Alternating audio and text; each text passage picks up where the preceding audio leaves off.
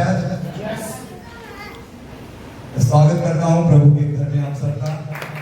आप वेलकम करें पवित्र आत्मा का, पिता पुत्र पवित्र आत्मा का तारीफ के साथ उसके चरणों में आए, तारीफ करते हुए आपकी तारीफ बात छोटी भी नहीं, ऊंची तारीफ करें, ऊंची तारीफ करें।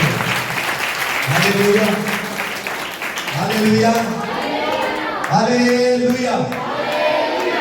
खुदा का अनुग्रह और कुछ दिनों हम खुदा की उपस्थिति में चल रहे हैं और दिन प्रतिदिन हमारे जीवन के अंदर, हमारे परिवारों के अंदर परमेश्वर काम कर रहा है। Hallelujah, hallelujah, hallelujah.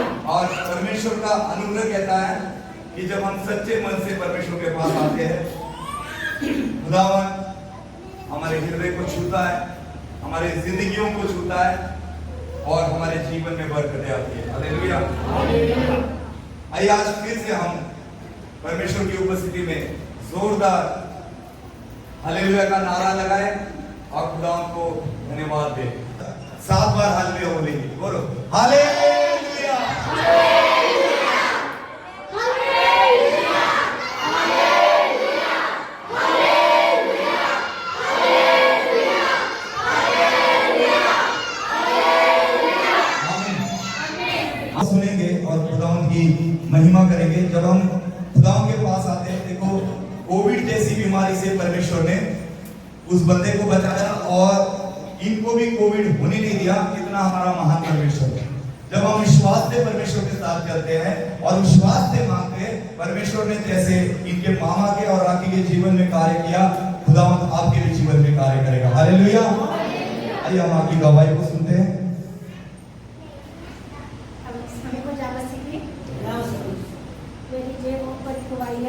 मेरा पति बहुत बीमार था, तो 3-4 महीने हुए थे जिसने खाना भी छोड़ दिया था, खाना भी नहीं खाते थे और अंदर से बाहर जाते थे और बाहर से अंदर बैठते थे, बिल्कुल चला भी नहीं जाता था। तो इसको हॉस्पिटल लेके गए, तो उधर 3-4 दिन पास्टर जी बुलाते थे, प्रार्थना करते थे और धीरे धीरे इसको फर्क लगता गया। तो अब ये ठीक है, अब खाना भी खाते हैं और हमको मोटरसाइकिल में तो जहाँ भी जाए हमारे साथ चलते हैं। हालेलुया। इनका नाम शारदा है, जो पीछे बैठे हुए हैं एकदम कोने में दीवार से लगकर, जरा देखो उनको। इनका नाम है गारा, ये इनके हस्बैंड है और अचानक ही ये बीमार हो गए। 4 महीने बीमार हुए। अरे सिस्टर जी, 4 महीने बीमार हुए। 4 महीने जब बीमार थे तो ये खटिया, जैसे आपने बोला कि आपने खाट पर पड़े हुए थे, चल फिर नहीं रहे थे, खाना पीना छोड़ दिया। और मैं भी जानता हूँ कि जब मैं इनके पास गया, इनके पति के पास, तो उनकी पूरी हड्डियां बिकने लग गई थी क्योंकि उन्होंने खाना पीना छोड़ दिया। और जब हमने उनके लिए उधर प्रार्थना की, डॉक्टर ने कहा कि इनको कुछ दवाइयाँ खानी पड़ेगी और कुछ प्रॉब्लम्स है, कुछ समस्याएं हैं। लेकिन जब मैं इनके पास गया और मुझे पता चला, तब मैंने इनसे एक बात कही थी, आपको याद है? प्रॉब्लम बड़ी नहीं है, परमेश्वर बड़ा है। बीमारी छोटी है लेकिन परमेश्वर बड़ा है। और हर एक बीमारी का इलाज अगर डॉक्टर के पास नहीं है तो परमेश्वर के पास है। हालेलुया। और हम इनके पास से प्रार्थना करते रहे। आज खा पी कर तंदुरुस्त होकर हमारे बीच में बैठे, वो जो बीच में बैठे हैं। और खुद जो बंदा चल फिर नहीं सकता था, जो बंदा खुद बाइक चलाते हुए यहाँ तक पहुंचे, जोरदार तालियों के साथ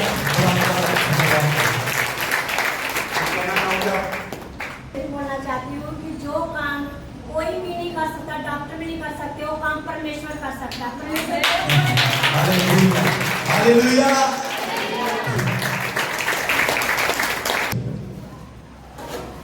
नीति वचन उसका 18 अध्याय और उसकी 12वीं आयत को हम निकालेंगे। नाश होने से पहले मनुष्य के मन में घमंड और महिमा पाने से पहले नम्रता होती है। आमीन। नाश होने से पहले मनुष्य के मन में घमंड और महिमा पाने से पहले नम्रता होती है। आइए पढ़े। वचन कहता है नाश होने से पहले मनुष्य के मन में घमंड आता है और महिमा पाने से पहले नम्रता आती है। आपको पता है, हम अगर घमंड करते हैं, हम अगर अकड़ में अपनी जिंदगी को जीते हैं, तो हम कभी भी उस लेवल तक नहीं पहुंच सकते जो लेवल हम चाहते हैं। कई बार हम इस बात को समझ नहीं पाते, इस बात को हम अपने जीवन में नहीं लेते और उस कारण कई बार हम नाश की ओर अपने कदमों को बढ़ाते हैं। कई बार मनुष्य का जो घमंड है, जो अकड़ है, वो अकड़ उसको लेकर डूबती है। एक गांव था, उस गांव में एक शादी हो रही थी। उस शादी में प्रभु यीशु मसीह गए। काना गांव में एक शादी हो रही थी, सब लोग ध्यान से सुने। और उस शादी में प्रभु यीशु मसीह जब गए थे, वहां पर दाखरस खत्म हो गया। वहां पर 7 घड़े रखे हुए थे और उस जगह पर दाखरस खत्म हो गए। और जब दाखरस खत्म हुआ, आपको पता है जब शादी में मेहमान नवाजी की जाती है, अगर मेहमान नवाजी ने 100 लोग का ने बजट किया है और अचानक 150 लोग आ गए और खाना कम पड़ गया तो बेइज्जती होती है। कोई चीजें कम पड़ गई तो बेइज्जती होती है और अपने आप में वो परिवार बेइज्जती फील करता है। और हुआ उस शादी में ऐसा कि बहुत सारे मेहमान आते गए, दाखरस पीते गए। और उन दिनों में एक प्रथा थी कि लोग दाखरस देकर मेहमान नवाजी करते थे और उत्तम दाखरस देकर मेहमान नवाजी करते थे। और जब वो दाखरस खत्म हुआ, तब उसकी मां और उसके चेले यीशु मसीह के पास जाते हैं। और जब यीशु मसीह के पास जाते हैं और उसको कहते हैं, हे गुरुजी, हे रब्बी, हे यीशु मसीह, यहां पर दाखरस खत्म हो गया है, अब तू ही कुछ कर सकता है। प्रभु यीशु मसीह कहते हैं कि अब मेरा समय नहीं आया। वो जाकर उसके विनती करते हैं, वो उसको आग्रह करते हैं और बोलते हैं कि दाखरस खत्म हो गया है, तू कुछ कर। क्योंकि वो लोग जानते थे, चेले जानते थे, प्रभु यीशु मसीह और उसकी माता जानती थी कि अब जब दाखरस खत्म हो गया है, एट अ टाइम कोई भी इस दाखरस को बना नहीं सकता, ना ला सकता है। केवल अभी यीशु मसीह है, वही कुछ चमत्कार कर सकता है और जिसके बदौलत दाखरस आ सकता है। वो घड़े खाली हो चुके थे। खुदावंद ने कहा पानी उसमें डालो, और उन लोगों ने उसका मानकर उस घड़ों में पानी डाल दिया और पानी घड़ों में भर दिया। और खुदावंद ने जब प्रार्थना की तो लोगों ने वहां पर देखा कि उस पानी का दाखरस हो चुका था। हालेलुया। ये यीशु मसीह ने अपने जीवन में सेवा के कारकिर्द में जब उसने सेवा को शुरू की, तब उसने पहला चमत्कार किया, पानी का दाखरस करना। लेकिन मैं आज आपका ध्यान घड़ों की ओर लेकर जाता हूं, जो घड़े वहां पर खाली थे। अगर वो घड़े खाली नहीं हुए होते तो क्या उन घड़ों को खुदावंद भर पाता? सब लोग सुन रहे पीछे, सबका ध्यान है। अगर वो घड़े खाली नहीं हुए होते तो प्रभु यीशु मसीह उन घड़ों को भर पाता? वो उत्तम दाखरस में बदल पाता? पवित्र आत्मा से भरने से पहले, पवित्र आत्मा को अभिषेक को पाने से पहले, पवित्र आत्मा के फलों को लेने से पहले आपको खाली होना पड़ेगा। हालेलुया। आपको खाली होना पड़ेगा। कई लोग अपने जीवन में अपने लटरमस्ती में रहते, अपने विचारधाराओं में रहते, अपनी इच्छाओं को पूरा करते, अपने घमंड में रहते। अपना घमंड, अपनी विचारधाराएं, अपना चाल चलन, और उन्हीं के कारण वो कभी भी पवित्र आत्मा के स्पर्श को, पवित्र आत्मा के अभिषेक को अपने जीवन में नहीं ले पाते। नम्रता एक ऐसी चीज है जो महिमा दिलाती है, लेकिन ये नम्रता का अगर हम यूनानी शब्द देखें जिसमें बाइबल में पहली बार पाई गई थी, वो शब्द था प्रोस, मतलब कोमल। उस शब्द का अर्थ है कोमल। प्रभु यीशु मसीह का जीवन, उसका स्वभाव कोमल स्वभाव था, उसका स्वभाव नम्र स्वभाव था। और नम्र स्वभाव अपने दिल को, अपने जीवन को बदलाकर परमेश्वर की पवित्रता में चलने के लिए फायदेमंद साबित होती है। हालेलुया। एक फल है जिसका नाम है नम्रता। हालेलुया। आत्मा का एक फल है नम्रता। अगर नम्रता हमारे अंदर है, परमेश्वर उस नम्रता के कारण आपको खाली पाएगा। वो आपको पवित्र दशा में ले जाने के लिए पवित्र आत्मा आपके अंदर डालेगा, ताकि आप पवित्रताई में अपना जीवन जिए। हालेलुया। सबसे पहले आपको खाली होना पड़ेगा अपने अंदर की हर एक। जब तक हम अपने आप को खाली नहीं करेंगे, परमेश्वर हमें भरेगा नहीं। जो स्वर्ग में स्वर्गदूतों की तरह था, प्रमुख स्वर्गदूत था, हेड स्वर्गदूत था, और जब वो परमेश्वर के सामने खड़ा रहा, उसके स्वर्गदूत मानने लगे। और जब उसको पता लगा कि सभी लोग मेरी मानते, मेरी सुनते, परमेश्वर की मुझे क्या जरूरत है, मैं खुद परमेश्वर बन जाता हूं। और उसका ये जो घमंड था, ये उसकी जो आकड़ थी, जब परमेश्वर ने उसको स्वर्ग से नीचे धरती पर फेंक दिया, तब उसकी आकड़ खत्म हो गई। हालेलुया। क्योंकि वो आकड़ में चल रहा था, अपनी इच्छाओं के अनुसार चलने लगा। उसने परमेश्वर के तुल्य बनने की कोशिश की, परमेश्वर बनने की कोशिश की, और इसी कारण वो नाश की ओर हो गया। आज उसको शैतान के नाम से जानते, प्रमुख स्वर्गदूत के नाम से जानते थे, शैतान के नाम से जानते। जो मनुष्य को खराब करने पर लगा हुआ, जो आपस में भेदभाव डालता है, जो आपस में झगड़े डालता है, जो आपस में फूट डालता है, निंदा, चुगली, ये सारी चीजें शैतान की ओर से आती है, जो हमारे जीवन को बिगाड़ती है। लेकिन पवित्र आत्मा जब आता है, प्रेम लाता है। पवित्र आत्मा आनंद, चंगाई, भलाई, कृपा, इन सारी चीजों को हमारे जीवन में लेकर आता है। Hallelujah, hallelujah. पवित्र आत्मा का अभिषेक जब आपको छूता है, उससे पहले हमको, जब हम अपने आप को खाली करेंगे। मुझे थोड़े दिन पहले अपने भाई ने सवाल किया था, पास्टर जी मैं क्यों नहीं भर पा रहा हूं? हर एक जन पवित्र आत्मा का स्वाद ले रहा है, पवित्र आत्मा को अपने जीवन में ले रहा है, वरदानों में भर रहा है, लेकिन मुझे भी भरना है। वो जो जुनून था, वो जो सोच थी, वो काफी अच्छा था कि लोगों को मिलता है तो मुझे भी मिलना चाहिए। आमीन, आमीन। आपके दिल में कभी ये सोच आई?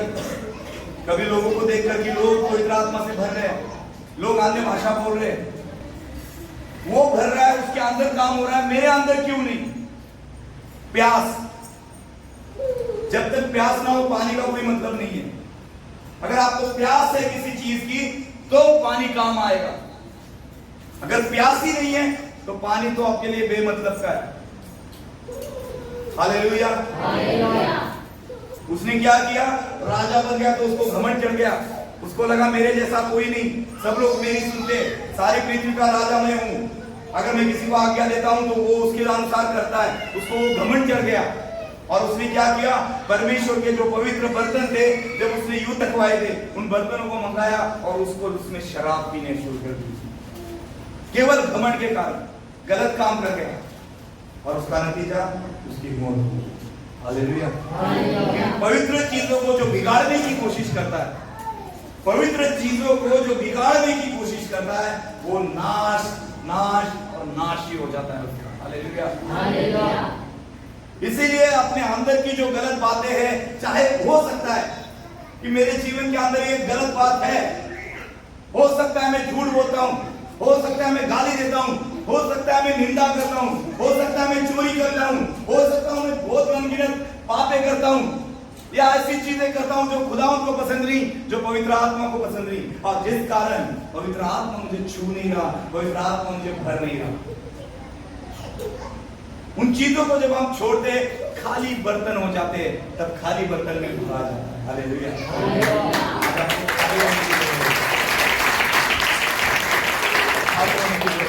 हालेलुया। वचन कहता है, महिमा पाने से पहले नम्रता। यीशु मसीह को जब इतना मारा गया, उसके हाथों पैरों में कीले ठोके गए, उसके सर पर कांटों का ताज रखा गया, थूका गया,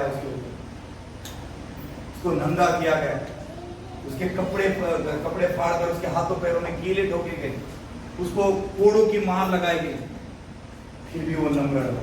आमीन। फिर भी वो नम्र रहा। ये नम्रता पवित्रताई को बढ़ाती है। हालेलुया। और वो पवित्र था, वो परमेश्वर था, और उसने साबित कर दिया। उसके अंदर नम्रता थी। मैं आज आपको गुजारिश करना चाहता हूँ खुदा के वचन से, आपको नम्र बनना पड़ेगा, क्योंकि वचन में लिखा है जो दीन है, जो नम्र है, वो स्वर्ग के वारिस होंगे। नम्रता आत्मा का फल है। आज मैं आपको और एक चीज से अवगत करवाना चाहता हूँ। कभी ये नहीं सोचना कि आपके अंदर पवित्र आत्मा का अभिषेक नहीं है। हालेलुया। आप सभी के ऊपर पवित्र आत्मा का अभिषेक है। आप इस कलीसिया का हिस्सा हो। इस कलीसिया में जब पवित्र आत्मा आता है, जब आप रिसीव करते हो, आपके ऊपर अभिषेक आता है। मैंने देखे लोगों को, कई लोग नम्र है, कई लोग प्रभु के कामों को जानते हैं, कई लोग पवित्र कामों को करने का निर्णय लेते हैं। ये बातें पवित्र आत्मा की ओर से। हालेलुया। पवित्र आत्मा का काम है। इसीलिए पवित्र आत्मा का अभिषेक जब आपके ऊपर हो, अगर चाहते हो तो अपने आप को खाली करना पड़ेगा, नम्र करना पड़ेगा आपको। हालेलुया। शाऊल राजा बन गया, उसके अंदर पावर आ गई, परमेश्वर उसके साथ था, वो जहां जाता कभी हारा नहीं। परमेश्वर उसको गाइड करता था, परमेश्वर उसको बताता था तू ये करना है, तूने वो करना है। पर आज भी कलीसिया में खड़े रहकर खुदा के दास के द्वारा परमेश्वर का आत्मा आप लोगों से बात करता है। जो मैं आज बोल रहा हूं मेरे मन के विचार नहीं है, या मैं कुछ लिख कर या रट कर नहीं लाया हूं। जो पवित्र आत्मा बोल रहा है मैं वही आपको बता रहा हूं। पवित्र आत्मा जब आपको आपके अंदर उन चीजों को डालता है कि मुझे करना है, तो परमेश्वर का आत्मा जब बोलता है तो हम करने के लिए तैयार हो जाते हैं। हालेलुया। क्या अंडर पावर आ गई, उसको परमेश्वर बताता था और वो उसके अनुसार कर रहा था। परमेश्वर उसको बताता था तू ये कर, वो जाकर वो करता था। परमेश्वर उससे बात करता था तू ये नहीं करना, वो बात नहीं करता था। एक दिन परमेश्वर ने उसकी मुलाकात की और कहा अमोलियों के साथ तू जंग करने के लिए जा रहा है, लेकिन मैं तुझे कहता हूं वहां जितने अमोली थे सबको खत्म कर, जानवर बिनवर जो है सब खत्म कर, वहां से कुछ भी मत ला। पैसा, धन दौलत, हीरे जवाहरात जो भी है वो सब कुछ खत्म कर, वहां से कुछ भी उठा के नहीं ला। शाऊल राजा जब जाता है तो वहां जाकर उसने परमेश्वर की बातों के विरुद्ध में एक बात काम किया।